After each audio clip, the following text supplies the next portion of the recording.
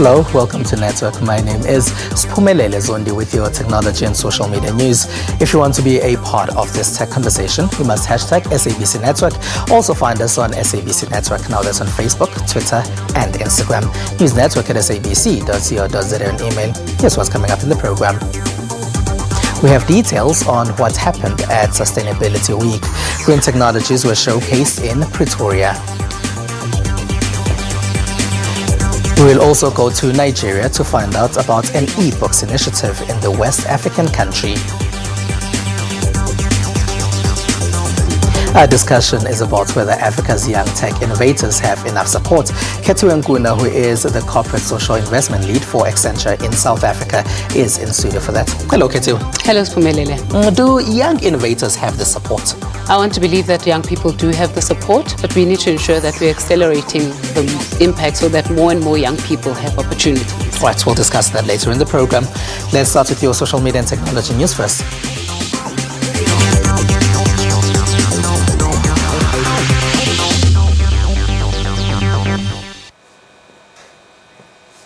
Now, the 6th Annual Sustainability Week conference was held in the city of Tshwane. There, we got to see a number of technology solutions that might help with climate change issues. Climate change has over the years become a significant talking point the world over.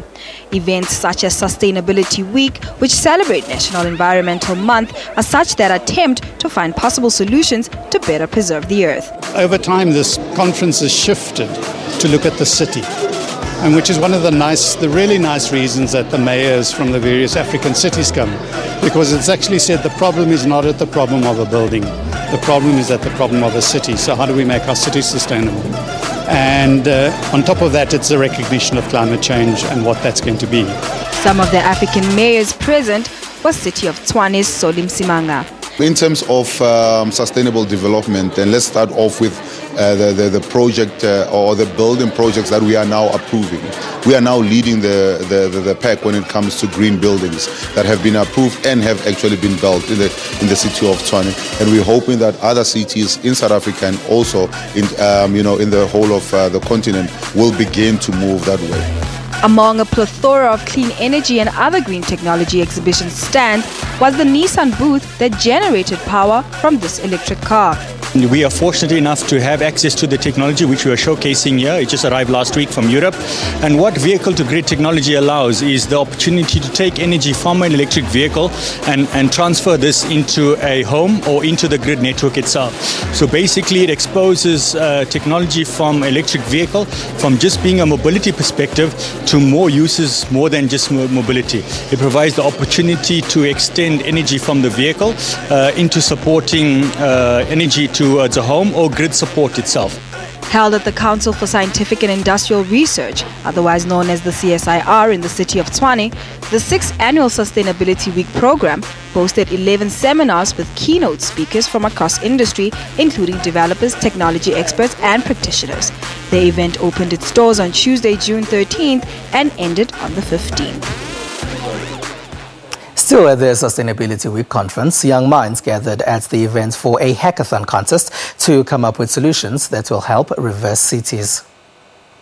Meet the Sebenza Tech Startup, a group of young people that plans to collaborate with the city of Tshwane in waste management services for the city's household. We call ourselves the Sebenza Company. The Sebenza Company is going to collaborate with the Tshwane municipality trying to solve the illegal dumping problem. So we came up with a solution. The solution was just the smart bin. The smart bin, this is the prototype of the smart bin. The smart bin is structured with sensors that will detect if the bin is full or not. It also have a keypad whereby each and every household will have to punch in the unique code in order to dispose materials in that bin. It also has filtering sections that will help with the encouragement of recycling and reusing of waste material. It also has the compressing machine in order to reduce false alarm with the bin, because this bin has to alert the Sebenza Company if it's full or not. The youngsters created a website and an app for their smart bins. The platforms work comparatively to provide residents with awareness on illegal dumping. Amongst other youngsters showcasing their inventions at the Sustainability Hackathon is the Great Group. So we come up with a prototype, which is a two-way electronic system, which will be able to notify the city if people are overusing water. It will be able to notify the residents easily to see how much they are paying and how many liters they have been using. And then the prototype is also going to to reduce water automatically during the day when there are no residents, and then it has an option to switch it on. By so doing, we'll reduce the cost paid by residents. From presentations all week to final products that were presented to the public and the Honorable Mayor of Tshwane, the young hackers worked all week to come up with solutions that could probably save or sustain the city of Tshwane. Let's go to Lagos in Nigeria now to find out about Okada Books. It's an e-books publishing service. Okechukwu Ofili is an entrepreneur in Nigeria investing in digital technology to get more people to read books. The 36-year-old runs Okada Books, an e-book service that offers authors a platform to upload their work. We have over 13,000 books on our system, and what we've done is we've created a way for Nigerian authors particularly to put their books and share their books with a large group of people. We currently have over 125,000 users, and we have different books from political books to romance novels to fiction and non-fiction books. Okada Books sells for a quarter of the price of the paperback book. Users pay for the digital books by card or mobile money transfer services available in Nigeria. Authors earn 70% of royalties on each sale. Ofili says his business is yet to meet its full potential. People work from different parts of the country. We have developers in Ibadan, we have developers in Lagos, and then one of the biggest complaints, and we have one in a lady that works for us in Benin, is power. They don't have power, or the internet has gone down, or the network is out. So those are the things that we battle with. Seli Dadzie is an author whose work is published on Okada Books. It's not like I didn't want to go traditional publishing or I didn't want to do paperback. I still have plans for that. But I realized that we have a very huge audience online today. You have young people who are reading online. And the digital generation seems to be loving the new way of publishing. I really like reading digital books on Okada Books because it's very convenient. I don't have to carry any big books around and stuff like that. Ofili is looking to grow his client base further, providing a wider variety of books for all ages and showcasing more authors to audiences across the continent. After the break, we chat about opportunities for young people in the tech sector. Stay with us.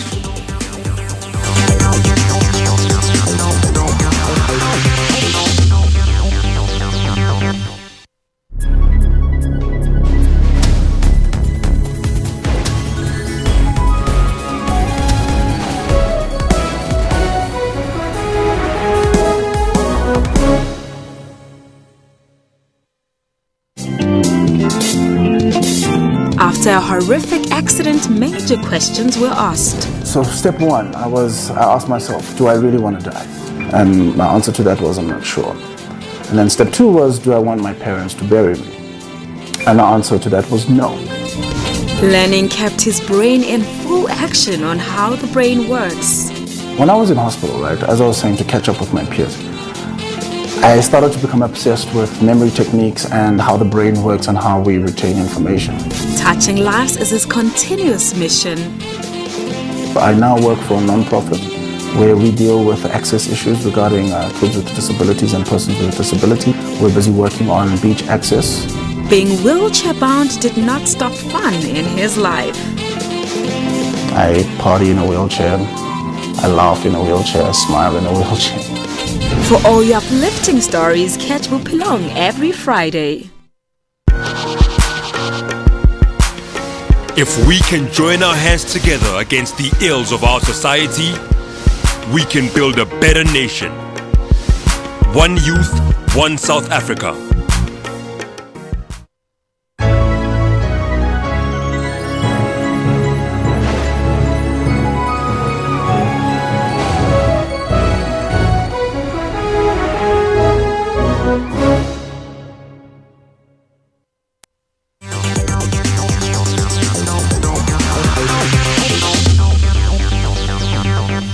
Welcome back. Now, the National Youth Development Agency says internet prices must drop in South Africa.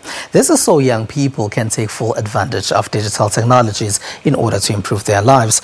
We went to the streets to find out if young people feel new tech is making things easier for them. Technology has it's done great things.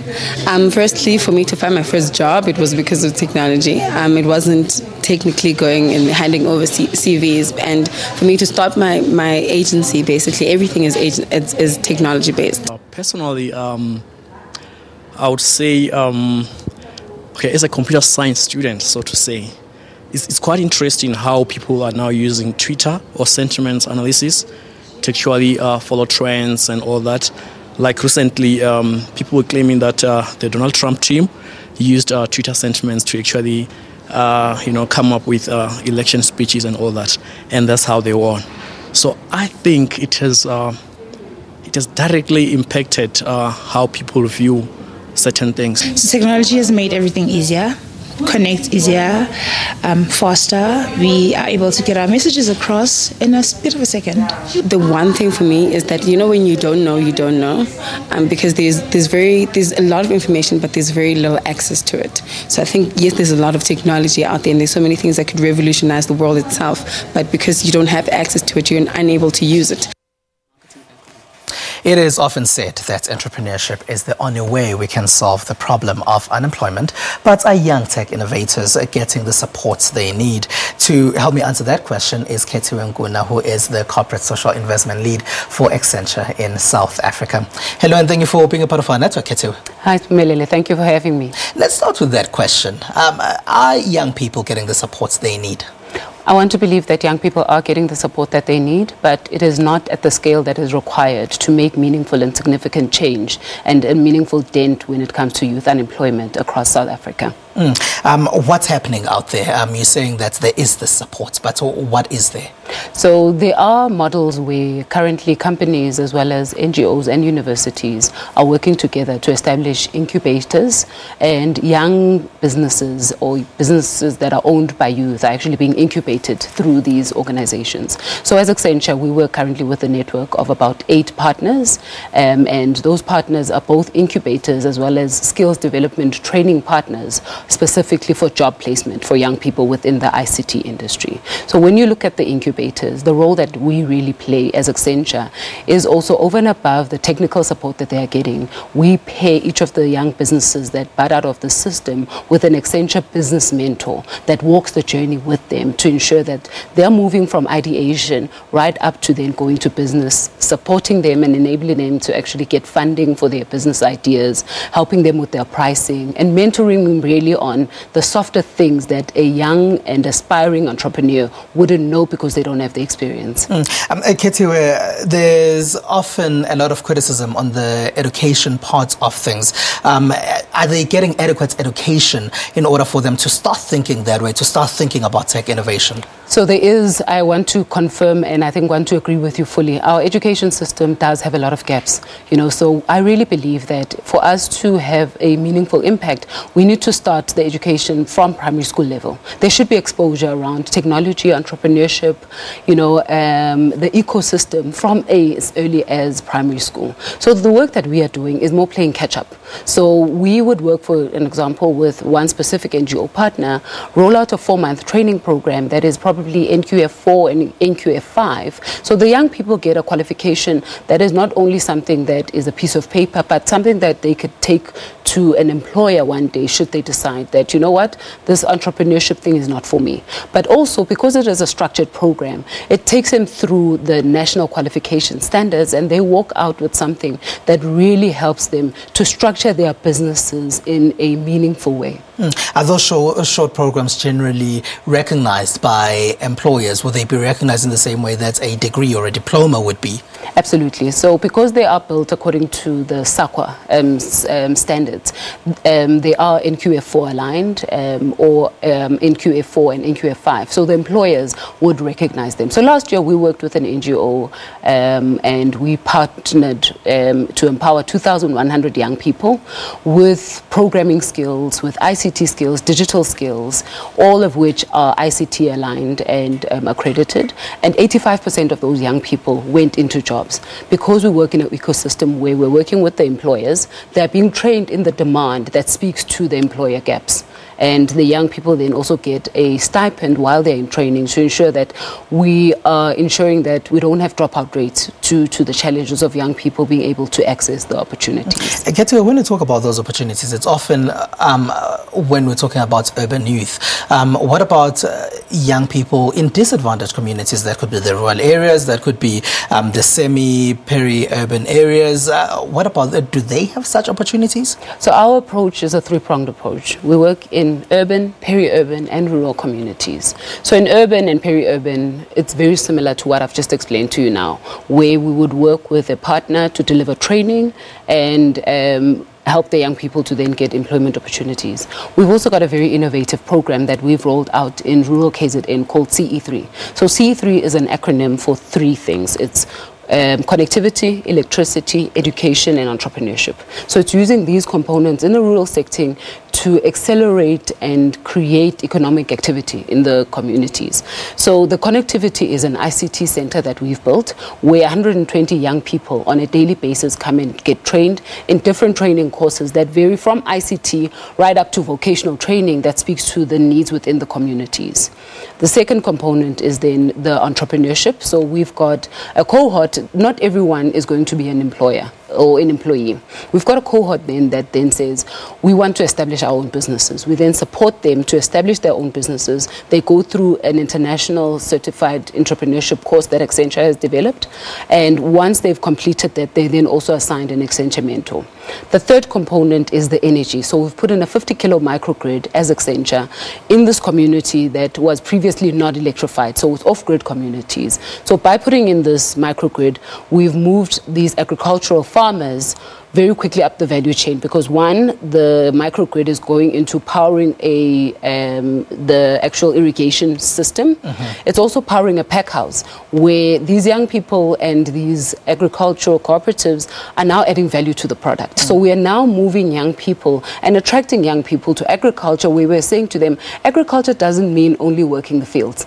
There are agricultural value chains, and the role that ICT also plays in this is also around things like Internet of Things, you know, so using modern farming technologies through technology. And it also solves the issue of brain drain. Absolutely. Where young people don't have to move to the cities in order for them to find opportunities. Absolutely. All right, thank you very much for joining us, Kethu Nguna.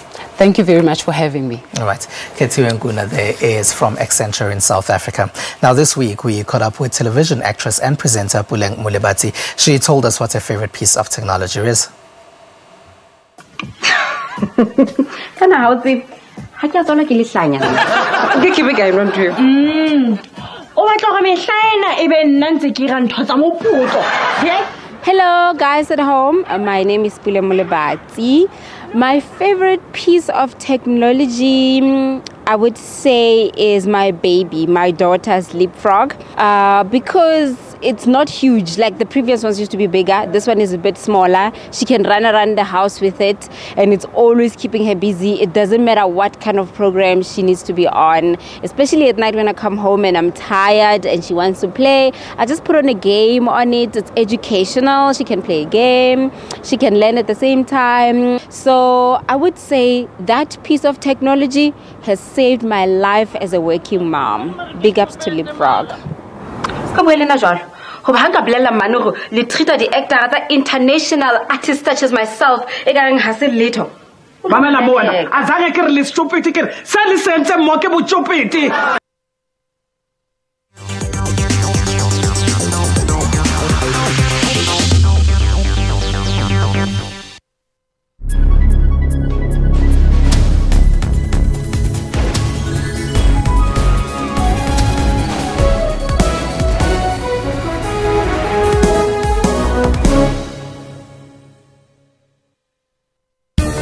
Water-wise, water is an essential need. The scarcity of it could lead to loss of many lives, including livestock, plants, and much more. It requires us to use it sparingly and responsibly in times of need, failing which our taps and sanitation will not function. For more on water and weather issues, stay tuned to News Today, every Friday at 4:45 Central African Time. SABC News, making you water-wise. Rights and recourse tackles constitutional issues. When South Africa became a constitutional democracy, we had a fairly sound legal system in place requiring the constitution to guide the direction in which it must go and the way in which it must be refashioned. The Justice Ministry, the custodian of human rights. We actually have a plan to come up with a comprehensive review of our human rights instruments. Advocates dealing with evidence. Sometimes you have to use a crook to catch a crook. So we expected that the credibility would really be taken to task. You try and consult your witnesses and prepare them as best as you can.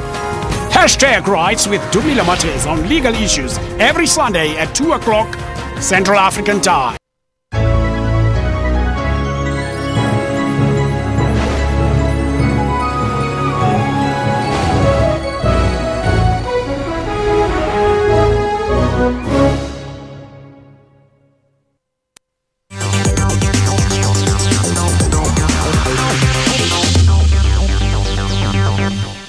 It is SABC Network on Facebook, Twitter and Instagram. News Network at sabc.co.za on email. Welcome back. Now, virtual reality continues to trend as GOM opened China's first VR cinema. Gamers queued up at California's Convention Center for the first opening of the E3 this year. These are some of the tech stories that made headlines in the last week.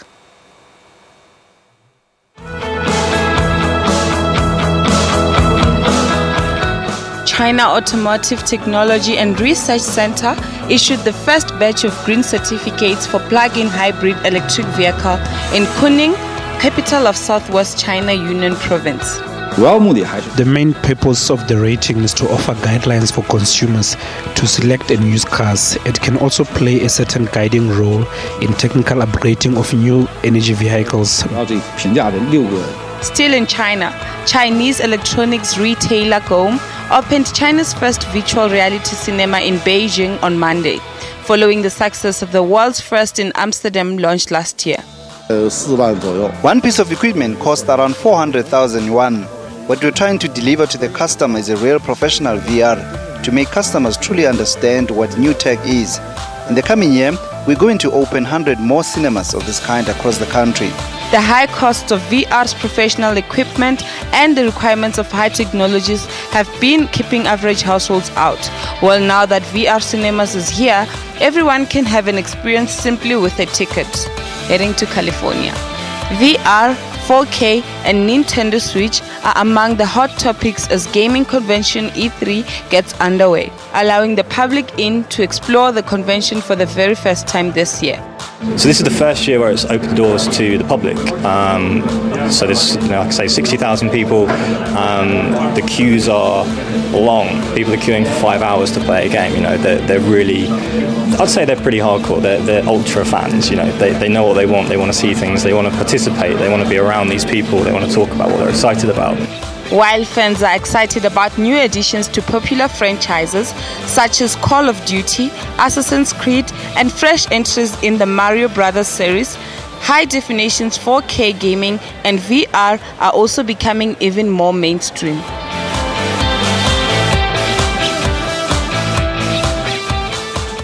Logitech has collaborated with Microsoft in launching a new webcam for boardroom meetings. From a webcam point of view, we are used to full HD 1080p quality, but we've taken it a step further. We've now introduced 4K quality. And why 4K? A lot of countries might say that, infrastructure, we're not ready. So bear in mind, the product scales down to 1080p. Product offers features such as infrared facial recognition for Windows Hello. So when you sit down in front of your PC, it recognizes your face and logs you in automatically. So that's quite a cool feature from Microsoft and Logitech together. And right light. So if you're sitting in an office that has a lot of light in it, the light cancels out and the clarity of the person is enhanced. Those features are the same in my huddle room. And what is a huddle room? It's sort of the new terminology for a meeting room, right? You sit down in a 2 to 4 to 8 to even a 10-seater room, and you have your video conference meetings, right? So we put that technology in that room to enhance the customer's experience. This week, our Twitter poll has been taking you back to our studio's discussion. We've been asking you if there's enough support for young tech entrepreneurs. Now, 8% of respondents say yes. The vast majority of respondents say no, and that figure is at 69%. At 23% are people who say they don't know.